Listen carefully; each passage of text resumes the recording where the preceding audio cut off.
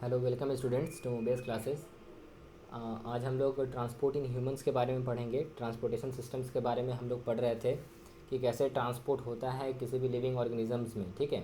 चाहे वो सब्सटेंस हो, वाटर हो या फूड मटेरियल्स हो, तो किस तरीके से ट्रांसपोर्ट होते हैं। तो हम लोगों ने प्लांट्स के बारे में पढ़ चुके थे और उसके बाद हमारी स्टार्टिंग हुई थी शायद ब्लड से, ठीक है। ब्लड के बारे में हम लोगों ने जाना कि प्लाज्मा क्या होते हैं, आरबीसी क्या होते हैं, डब्ल्यूबीसी क्या होते हैं, प्लेटेट्स क्या होते हैं, ये सब हम लोगों ने जाना, ठीक है। तो आज का जो बेसिक जो टॉपिक है वो ह्यूमंस पे है कि आखिर ह्यूमंस में ट्रांसपोर्टेशन कैसे होता है। आज कुछ टॉपिक्स कवर करेंगे जैसे कि ह्यूमंस का अंदर transportation, mechanism of circulatory system कैसे वर्क करता है, और हार्ट भी आपका उसी में आ जाएगा, ठीक है। और उसके बाद कुछ ब्लड ब्लड प्रेशर वगैरह है कुछ मतलब पूरी तरीके से अगर बात करें तो ट्रांसपोर्टेशन आपका ब्लड से रिलेटेड ख़त्म हो जाएगा। फिर आपका एक टॉपिक बच जाएगा लिम्फेटिक सिस्टम, जो कि एकदम बहुत छोटा है ट्रांसपोर्ट का। तो जिस दिन एक्सक्रीशन स्टार्ट करेंगे उस दिन उसको भी साथ में कंटिन्यू कर लेंगे, और उम्मीद रखते हैं कि दो क्लास इनफ है। 2 क्लास में आपका चैप्टर पूरी तरीके से ख़त्म हो जाएगा, ठीक है।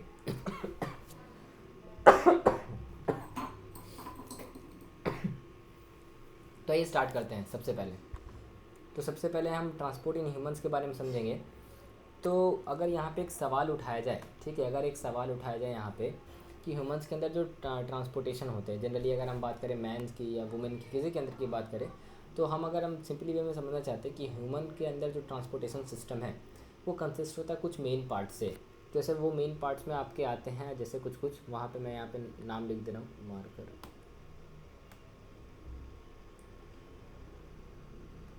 हार्ट आते हैं, और आता है हमारा सेकंड ब्लड वेसल्स। क्या आता है? Blood vessels.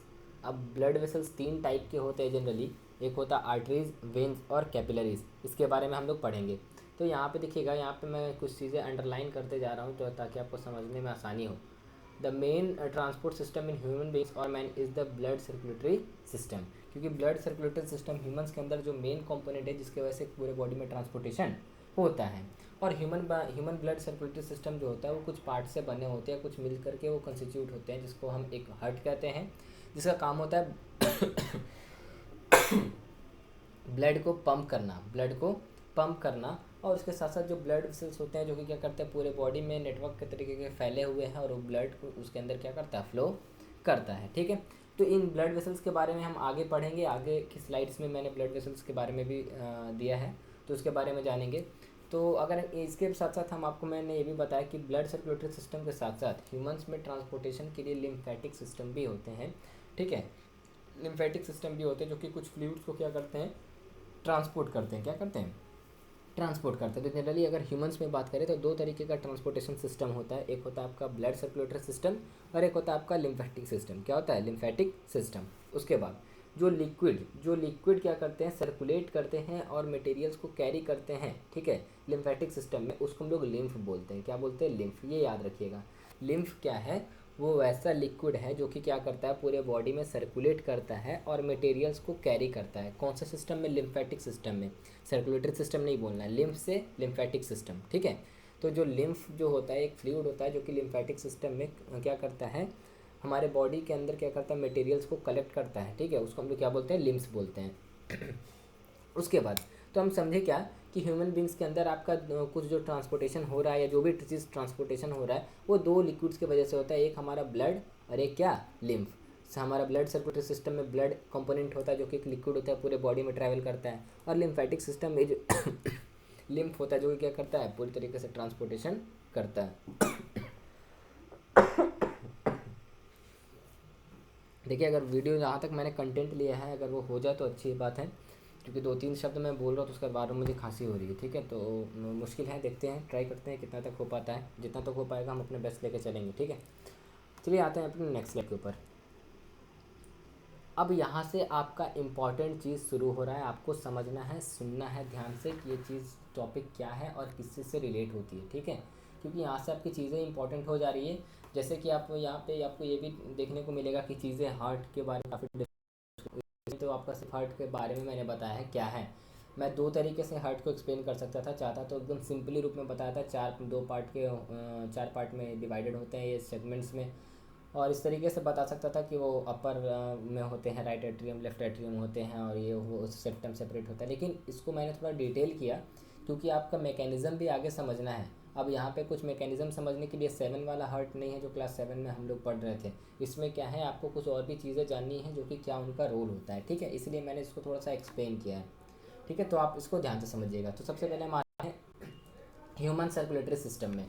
तो ह्यूमन सर्कुलेटरी सिस्टम की बात करें तो वही चीज़ है जो मैं लाइन वहाँ पे मेंशन करके रखा था कि इसके अंदर जो वेरियस ऑर्गन्स होते हैं जो कि इसके सर्कुलेटरी सिस्टम को बनाते हैं। एक हार्ट हो गए, आर्टरीज, वेन्स, कैपिलरीज, ये तीनों हमारा ब्लड वेसल्स हो गए, ठीक है। और ब्लड भी क्या है, एक इंपॉर्टेंट पार्ट है आपका सर्कुलेटरी सिस्टम का, इसीलिए उसको ब्लड सर्कुलेटरी सिस्टम भी कहते हैं, ठीक है।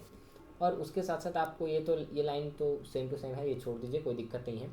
अब देखिए ये सर्कुलेटरी सिस्टम के अंदर क्या होता है कि हार्ट जो काम करता है ना, ये काम करता है पंप करने का, मतलब पंप करता है, ब्लड को पुश करता है, क्या करता है, पुश करता है। और जो ब्लड वेसल्स होते हैं यानी कि आर्टरीज, वेन्स या कैपिलरीज, ये एज ए ट्यूब्स का काम करते हैं जिसके अंदर ब्लड क्या करता है, फ्लो करता है, क्या करता है, फ्लो करता है। और इसी ट्यूब्स को हम लोग क्या बोलते हैं, ब्लड वेसल्स, क्या बोलते हैं इसको, ब्लड वेसल्स। अब ये ब्लड वेसल्स 3 तरीके के होते हैं, ये मैंने बताया कि आगे की स्लाइड्स में मैं आपको बताऊंगा, ठीक है।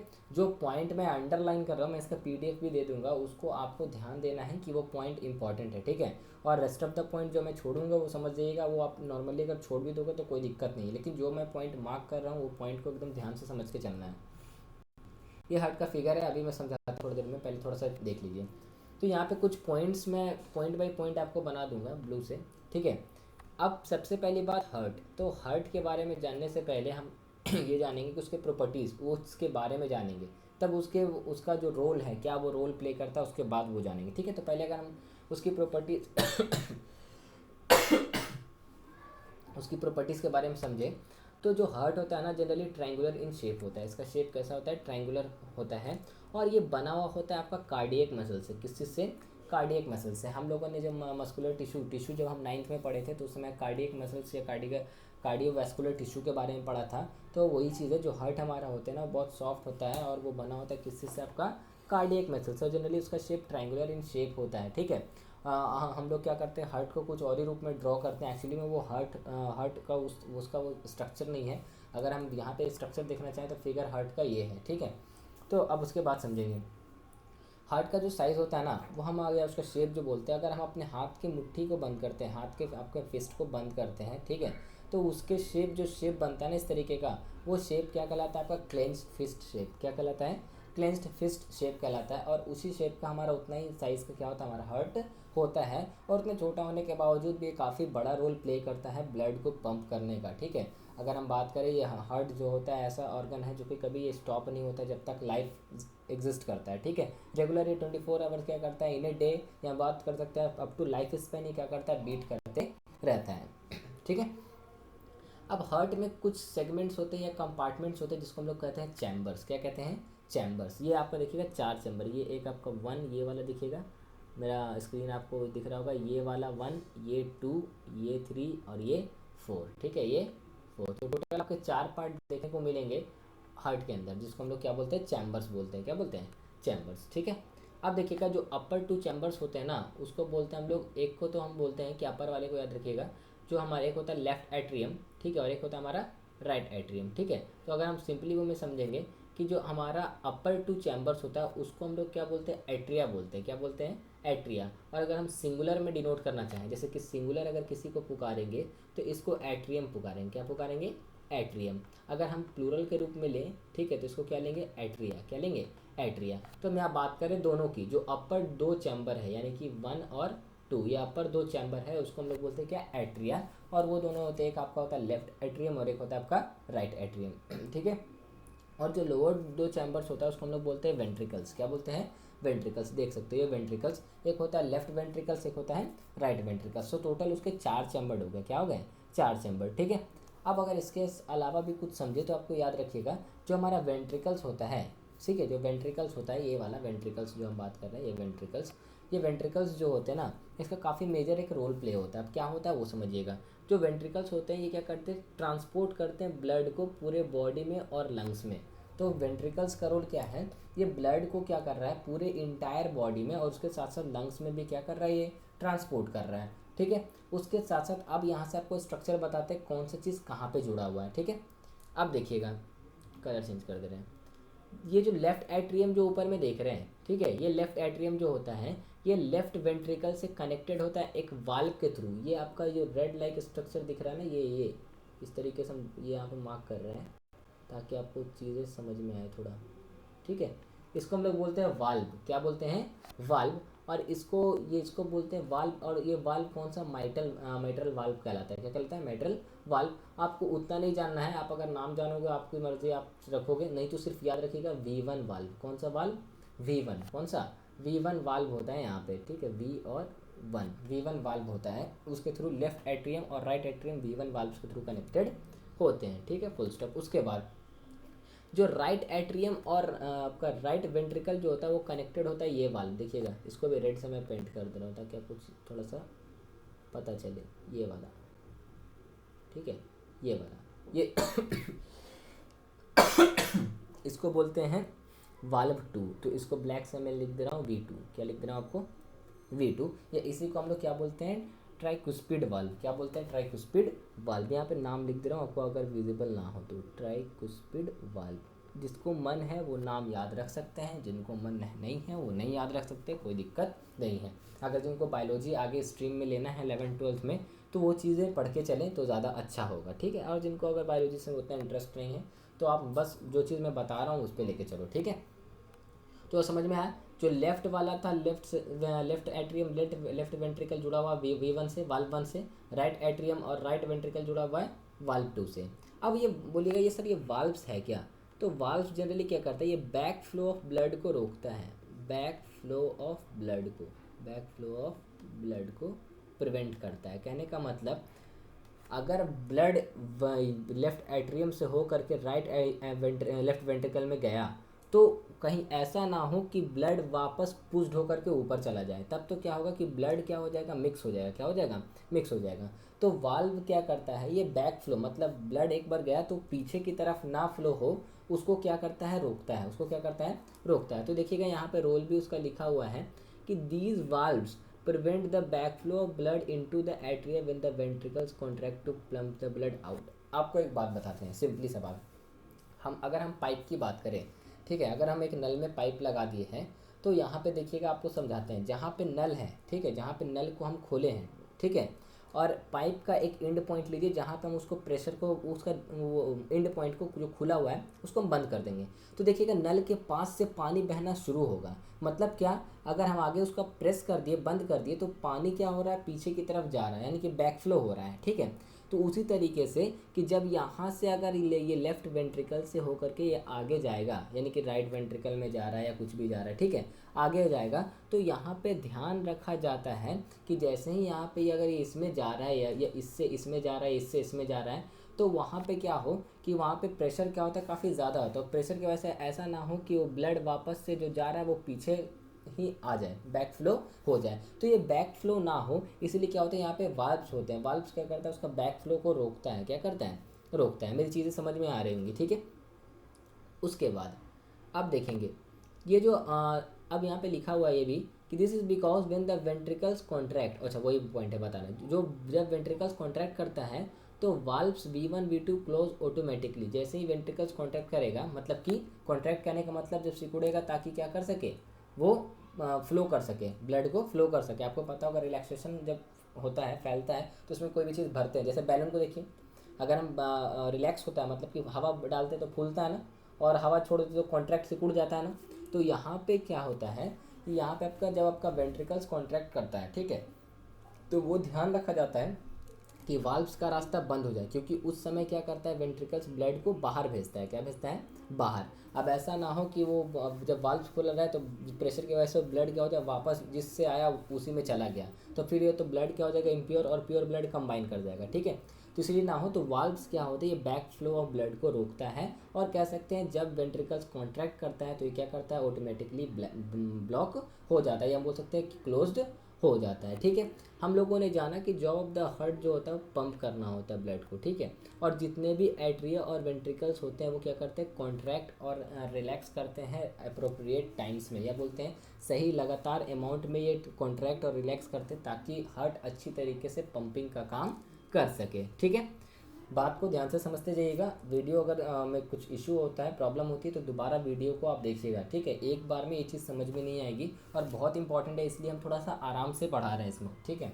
गला थोड़ा ख़राब है और एक्चुअली खांसी भी हो रही है, तो कोशिश करूँगा कि जितना कम से कम आपके खांसूँ, ताकि वीडियो में इंटरप्शन ना आए, ठीक है। और आगे देखिएगा। अब जो वेंट्रिकल्स होते हैं ना, अब जो वेंट्रिकल्स होते हैं उनको पता है उनका जो काम होता है पंप करना, मतलब कि बाहर की तरफ ब्लड को भेजना।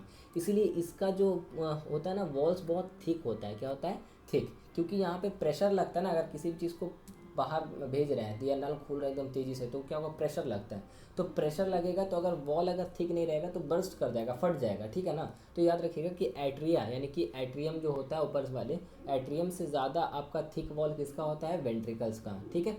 एक शीथ ऑफ टिश्यू, एक टिश्यू जो होता है क्या करता है? ये हार्ट को प्रोटेक्ट करता है, जिसको क्या बोलते हैं? पेरिकार्डियम। क्या बोलते हैं? पेरिकार्डियम एक टिश्यू होता है, एक लेयर होता है जो कि क्या करता है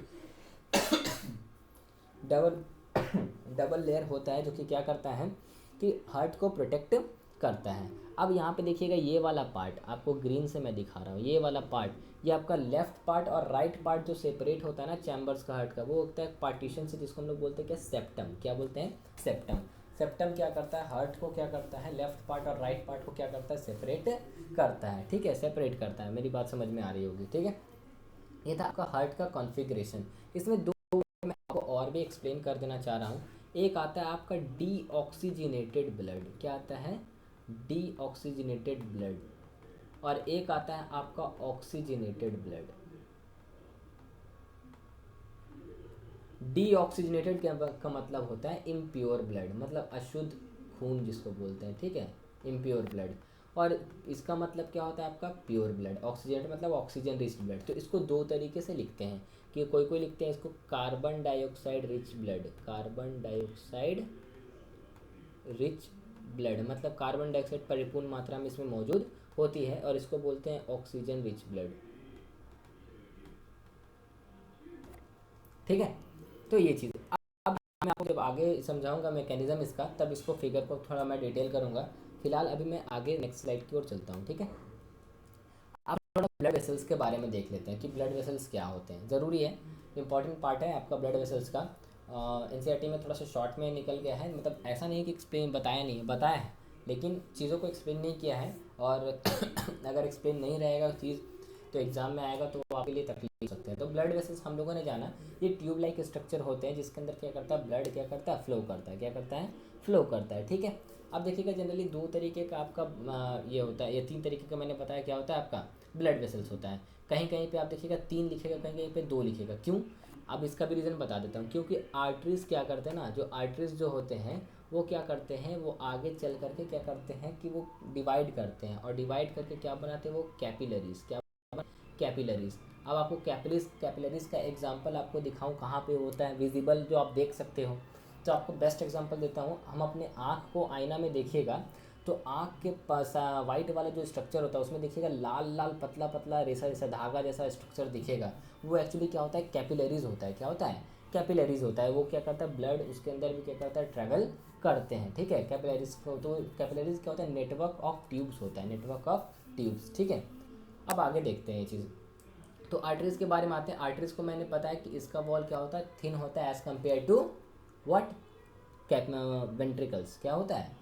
सॉरी, हम उसका बता रहे थे। जो एट्रियम जो होता है उसका वॉल्स जो क्या होता है? थिन होता है एज कम्पेयर टू आपका वेंट्रिकल्स। ये मैंने बताया था, ये याद रखिएगा।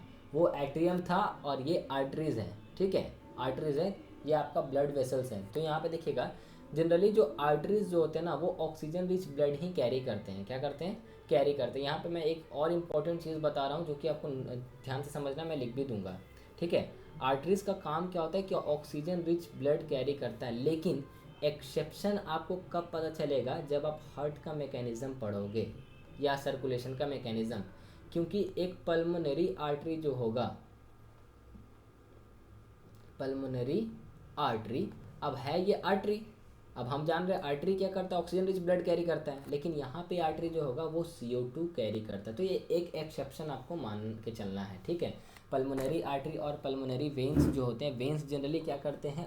कार्बन डाइऑक्साइड को ब्लड को कैरी करते हैं, लेकिन पल्मोनरी वेन्स जो होता है वो क्या करता है, ऑक्सीजन रिच ब्लड को कैरी करता है। ठीक है, ये मैं आगे नहीं बताऊंगा इसलिए यहीं पे बोल दे रहा हूँ। पल्मोनरी वेन्स जो होते हैं वो O2 रिच ब्लड को क्या करता है, कैरी करता है। ठीक है, O2 रिच ब्लड को। ठीक है, ये एक्सेप्शन है, दो एक्सेप्शन मैंने यहाँ पे लिख लिया। अब वेन्स की बात समझे। ठीक है, या आप आर्टरीज में आप देख लो, the pressure exerted by the arteries while leaving the while blood leave heart is rapid and the walls of arteries are thick generally।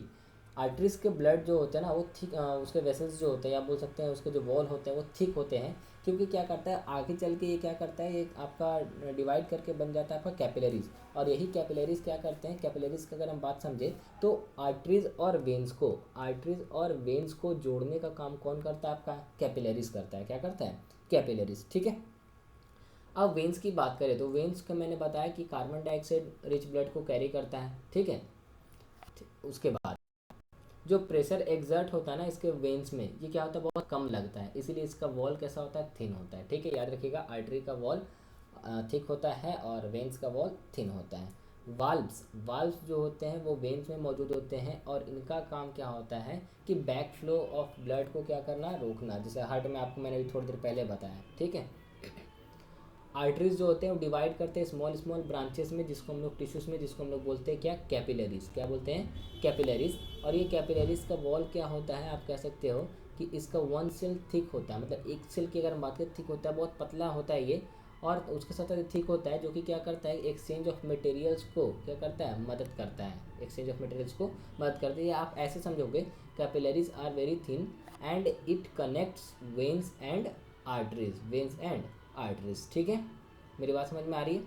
अब यहाँ पे आपसे कोई पूछेगा मेजर डिफरेंस आर्टरी और वेन्स का, तो आपको समझना क्या है कि किसका काम क्या काम होता है। ठीक है, देखो, तो आर्टरी क्या करता है, ब्लड को कैरी करता है हार्ट से बॉडी ऑर्गन्स तक, मतलब दिल से ब्लड को कहाँ लेके जाता है, सारे बॉडी ऑर्गन्स में लेके जाता है। और वेन्स जो क्या करता है, ब्लड को बॉडी से लेकर के हार्ट में लेकर के आता है, क्योंकि जो हार्ट से जो बॉडी ऑर्गन्स में जो आपका ब्लड जाएगा वो ऑक्सीजनेटेड जाता है। ठीक है, और उसके बाद जो वापस जो कैरी करता है वेन, वो कौन सा ब्लड कैरी करता है, डीऑक्सीजनेटेड ब्लड। कौन सा, डीऑक्सीजनेटेड ब्लड। यहाँ पे मैं लिख दे रहा हूँ साइड में, ये डीऑक्सी और ये होता है आपका ऑक्सीजनेटेड, यानी कि आर्टरी जो हार्ट से गया वो आपका बॉडी ऑर्गन में ऑक्सीजन रिच ब्लड लेके गया, और वेन्स क्या किया, आपका लेकर के कौन सा आया, आपका ब्लड। ठीक है, नेक्स्ट,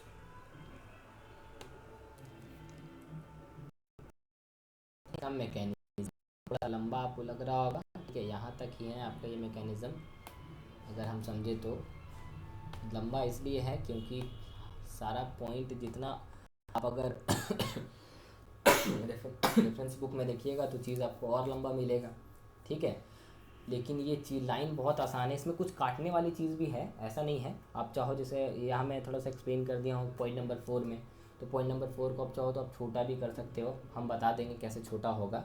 तो आप यहाँ पे समझो मैकेनिज़्म कैसे होता है। तो जब क्या होगा, समझिएगा, जब मसल्स क्या करेगा, चारों चैम्बर्स का हार्ट क्या करेगा, रिलैक्स करेगा, मतलब हार्ट का जो चारों चैम्बर होगा जब रिलैक्स करे, रिलैक्स मतलब फैलेगा, तब pulmonary veins brings oxygenated blood. ये देखिए यहाँ पे लाइन, पल्मोनरी वेन्स कौन ब्रिंग कर रहा है, पल्मोनरी वेन्स। अगर मैं फिगर से आपको समझाऊँ थोड़ा, तो यहाँ पे ये पल्मोनरी वेन्स कहाँ गया, हाँ, ये पल्मोनरी वेन्स जो है ये क्या कर रहा है, आपका ऑक्सीजन रिच ब्लड को इसमें इंटर किया है, और ये इंटर हो करके यहाँ पे ग्रीन से दिखाता हूँ मैं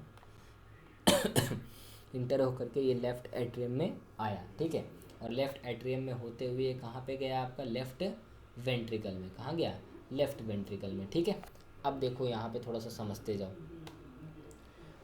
अब सेकेंड पॉइंट क्या है, सेकेंड पॉइंट क्या है, अब जब लेफ्ट एट्रियम कॉन्ट्रैक्ट करेगा तब यहाँ पे लेफ्ट एट्रियम को छोड़ करके जो ऑक्सीजनेटेड ब्लड होगा वो कहाँ पे जाएगा, आपका लेफ्ट वेंट्रिकल में। कहाँ जाएगा, left ventricle, through the valve V1, बताए थे वहाँ पे V1 मेटेरियल वाल्व जो होता है। ठीक है, अब जब लेफ्ट वेंट्रिकल भी कॉन्ट्रैक्ट करेगा, सिकुड़ेगा, मतलब वो पुश करेगा।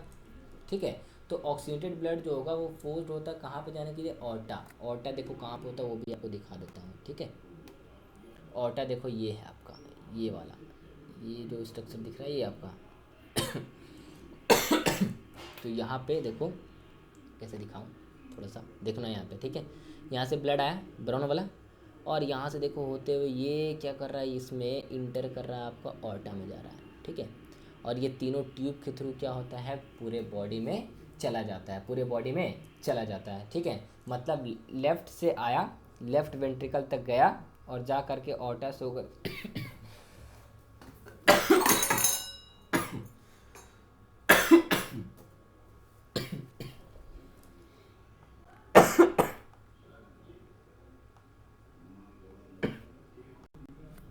ये क्या हुआ आपका, कहाँ गया, ऑन है ना, खांसी परेशान कर दिया है, ठीक है। ये आपका ऑर्टा से होते हुए पूरे ब्लड बॉडी में क्या कर गया, चला गया, ठीक है, बॉडी में चला गया। उसके बाद आपको समझना है कि उसके बाद क्या हुआ, मतलब आप समझिएगा लेफ्ट से आया, लेफ्ट से ही निकल गया, अब वो बॉडी में चला गया। राइट में तभी जाएगा जब क्या होगा, जो डीऑक्सीजनेटेड ब्लड ले करके वेन्स आएगा तब। लेफ्ट में सारा आपका ऑक्सीजनेटेड ब्लड था जो कि लंग्स के थ्रू आया और हार्ट में होते हुए कहाँ चला गया, पूरे बॉडी में, ठीक है। अब देखो यहाँ पे, ठीक है, अब देखिएगा ऑर्टा में गया। अब ये ऑर्टा हम लोग देखे ये क्या किया, ये बहुत सारे आर्टरीज में ब्रांच कर गया था वहाँ पे, ठीक है। और अलग अलग बॉडी ऑर्गन्स तक ये क्या होता है, पहुँच जाता है, ठीक है। आगे चल के आर्टरीज जो होते हैं वो बताया मैंने कि क्या करता है, वो डिवाइड करके छोटे छोटे पार्ट्स में यानी कि कैपिलरीज में डिवाइड कर जाता है। और उसके बाद क्या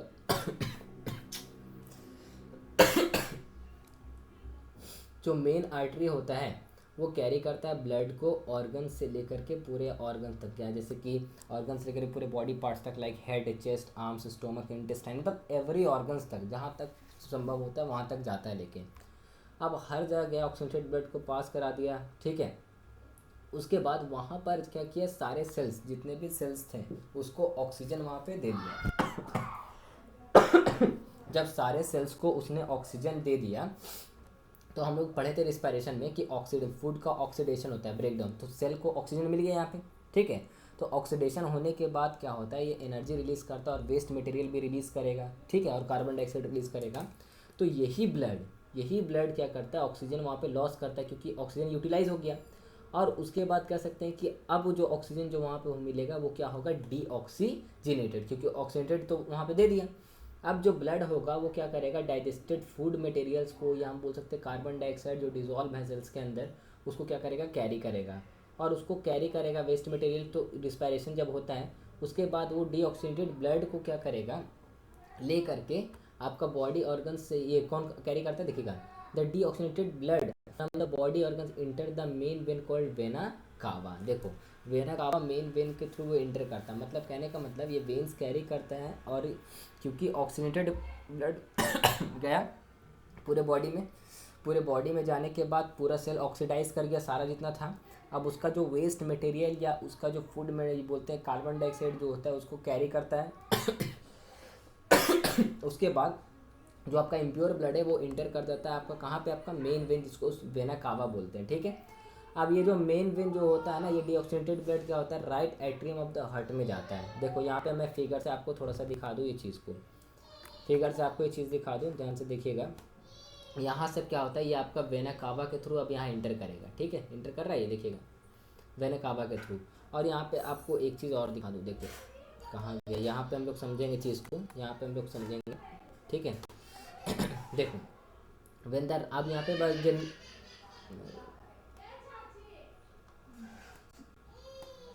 अब देखो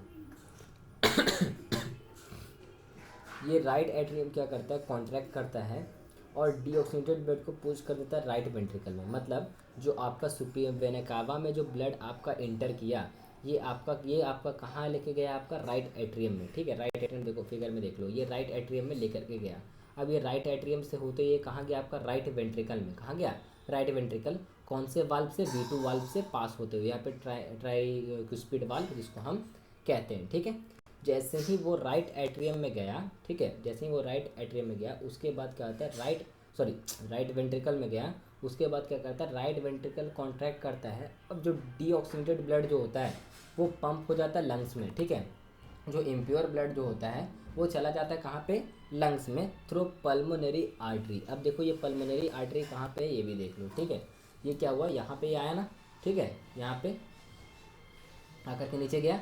अब देखो यहाँ से ये ओपनिंग है, ये देखो ये यहाँ से ये जाएगा आपका पल्मोनरी आर्टरी के थ्रू, और ये कहाँ चला जाएगा आपका, लंग्स में। कहाँ चला जाएगा ये, लंग्स में, ठीक है।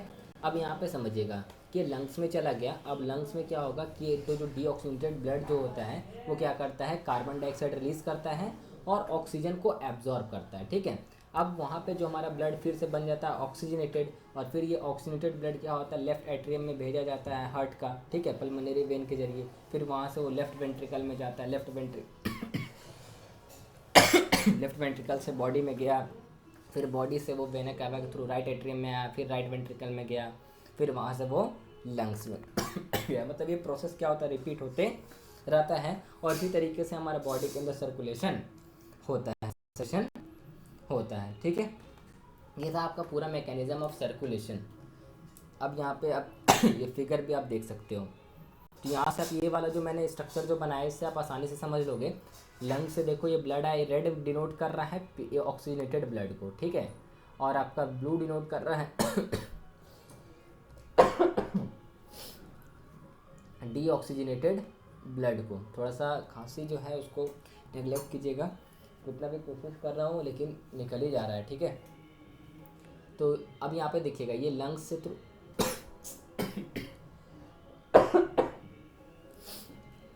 ये लंग्स के थ्रू कहाँ हो गया, ब्लड गया आपका लेफ्ट एट्रियम में, लेफ्ट एट्रियम में जा करके राइट वेंट्रिकल में गया, फिर वो पूरे बॉडी में चला गया, कौन सा, ऑक्सीजनेटेड ब्लड।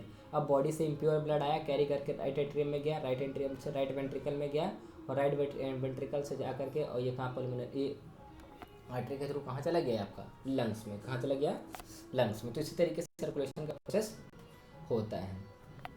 अब आपको यहाँ पे देखिए 2 बार सर्कुलेशन हुआ, एक बार यहाँ से हुआ और एक बार यहाँ हुआ। तो पूरे ह्यूमन मैकेनिज्म में हम कह सकते हैं कि 2 बार जो सर्कुलेशन होता है, कितना बार, 2 बार। इसी चीज़ को हम लोग क्या बोलते हैं, डबल सर्कुलेशन। क्या बोलते हैं, डबल सर्कुलेशन। तो एक सर्कुलेटरी सिस्टम जिसमें ब्लड क्या करेगा, ट्रैवल करेगा twice the heart, 2 bar heart में क्या करेगा, ट्रैवल करेगा हार्ट में एक साइकिल में। तो उसको हम लोग क्या बोलेंगे, डबल सर्कुलेशन, ठीक है। ह्यूमन सर्कुलेटरी सिस्टम एक चीज़ याद रखना है, जो रास्ता चूज के जाता है हार्ट टू लंग्स या बैक, या उसी को फिर बोलते हैं बैक टू। पहले हार्ट से ब्लड जो होता है हार्ट से लंग्स में गया, फिर लंग्स फिर कहाँ पे आया, हार्ट में आया। तो इस चीज़ को हम लोग बोलते हैं क्या, पल्मोनरी सर्कुलेशन। मतलब a pathway in which the blood goes from heart to lungs and then back to heart is called pulmonary circulation, ठीक है। और उसी तरीके से अगर हम एक और चीज़ समझे तो उसको बोलते हैं सिस्टमैटिक सर्कुलेशन। सिस्टमैटिक सर्कुलेशन में क्या होता है वो देखना है कि इसमें आपको क्या होता है, जो ब्लड क्या होता है ना, वो आपका हार्ट से पूरे बॉडी तक एक में जाने, हम लोग पल्मोनरी में जाने कि लंग्स से, हार्ट से लंग्स, फिर हार्ट, मतलब वहाँ पे बॉडी का कोई उपयोग नहीं, बॉडी ऑर्गन का कोई उपयोग नहीं।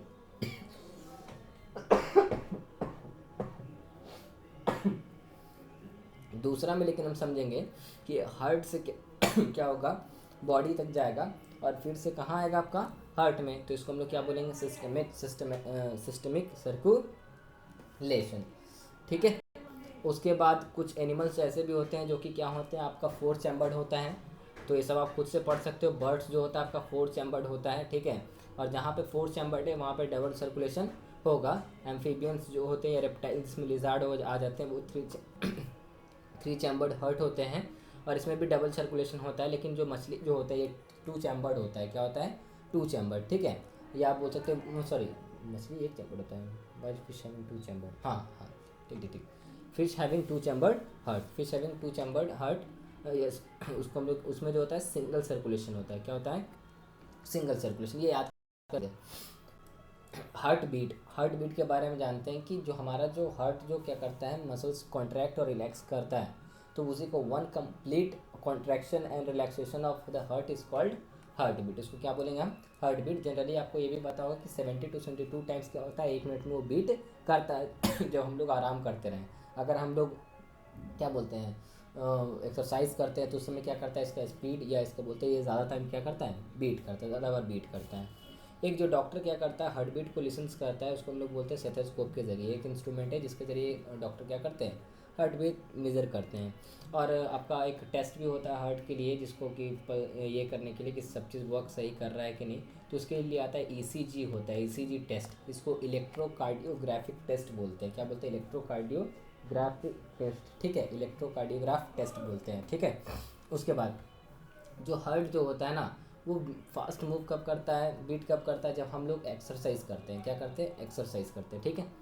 हार्ट बीट पल्स बीट आपका दोनों लगभग सेम है। देखो, एवरी टाइम जितना बार हार्ट बीट करेगा उतना बार ब्लड क्या करेगा, फोर्स किया जाएगा कि आर्टरीज में जाए। अब आर्टरीज मतलब जैसे ही वो आर्टरीज में जाएगा तो वो एक्सपैंड करेगा। अब यही एक्सपेंशन के कारण क्या होता है, देखिएगा डॉक्टर लोग क्या करते हैं, पल्स से भी मेजर करते हैं कि वो बीट कर रहा है सही से या नहीं कर रहा है, ठीक है। द एक्सपेंशन ऑफ आर्टरी इस time the blood is force into it is called pulse. उसको क्या बोलते हैं? पल्स। जब आर्टरी एक्सपैंड करेगा, फैलेगा, कब? जब ब्लड को भेजा जाएगा कहाँ पे? उसके अंदर, तो उसको हम लोग बोलते हैं पल्स। और इसका भी होता है 72 टाइम्स पर मिनट, ठीक है, पर मिनट, ठीक है। तो आप ये भी देख सकते हो कि पल्स रेट जो होता है वो सेम होता है आपका हार्ट रेट के, क्योंकि जितना बार हार्ट क्या कर रहा है, ब्लड जब फोर्स कर रहा है तभी क्या कर रहा है, आपका पल्स एक्सपैंड कर रहा है। तो दोनों क्या होता है? सिमिलर होता है, ठीक है। उसके बाद लास्ट मुश्किल से वीक में एक दिन क्लास मिलता है ना, इसलिए मजबूरी में भी हमको एक तबीयत खराब में भी काम करना पड़ रहा है। ब्लड प्रेशर, ठीक है। ब्लड प्रेशर क्या है?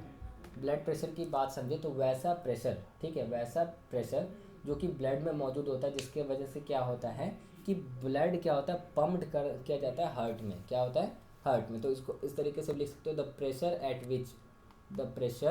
Eight which blood is pumped around the body by the heart. जो हार्ट के ज़रिए जो ब्लड क्या होता है, पंप किया जाता है पूरे बॉडी में, पूरे बॉडी में। जैसे देखिएगा किसी का ब्लड प्रेशर हम लोग मेज़र भी करवाते हैं, ठीक है, ब्लड प्रेशर मेज़र भी करवाते हैं, बीपी जिसको बोलते हैं शॉर्ट फॉर्म में। तो वैसा प्रेशर जिसके ज़रिए ब्लड को हार्ट के ज़रिए पूरे बॉडी में पंप किया जाता है, उसको हम लोग क्या बोलते हैं? ब्लड प्रेशर, ठीक है। और एक ब्लड प्रेशर में दो चीज़ होता है, एक होता है आपका सिस्टोलिक प्रेशर, एक होता है डायस्टोलिक प्रेशर, ठीक है। तो सिस्टोलिक और डायस्टोलिक ये जो वर्ड है ये आपका यहाँ पे इसका डिफाइन किया हुआ है। एक मैक्सिमम प्रेशर, ठीक है, मैक्सिमम प्रेशर जिस पे क्या करेगा, ब्लड क्या करेगा, हार्ट को छोड़ करके आर्टरी से होते हुए कहाँ पे जाएगा? आगे जाएगा। क्या होगा? आगे जाएगा। तो उसको हम लोग क्या बोलते हैं? सिस्टोलिक प्रेशर, ठीक है। जब आर्टरी, जो मेन आर्टरी आपको पता है हार्ट में होता है ऑर्टा, जो सबसे थिकेस्ट होता है वो, ठीक है, सबसे थिकेस्ट। तो हार्ट से हो करके जब ब्लड क्या होता है, ऑर्टा के थ्रू जाता है, तो उसको, और किस दौरान जाएगा? कॉन्ट्रैक्शन फेज, जब हार्ट क्या कर रहा है, कॉन्ट्रैक्ट कर रहा है, तो उसको हम लोग क्या बोलेंगे? सिस्टोलिक प्रेशर ठीक है। और जब मिनिमम प्रेशर जब आर्टरीज में होगा, कब? During relaxation. रिलैक्सेशन जब फैलेगा, जब उसके अंदर क्या होगा, ब्लड इंटर करेगा हार्ट के अंदर, तो उसको हम लोग क्या बोलेंगे? Diastolic pressure. क्या बोलेंगे उसको?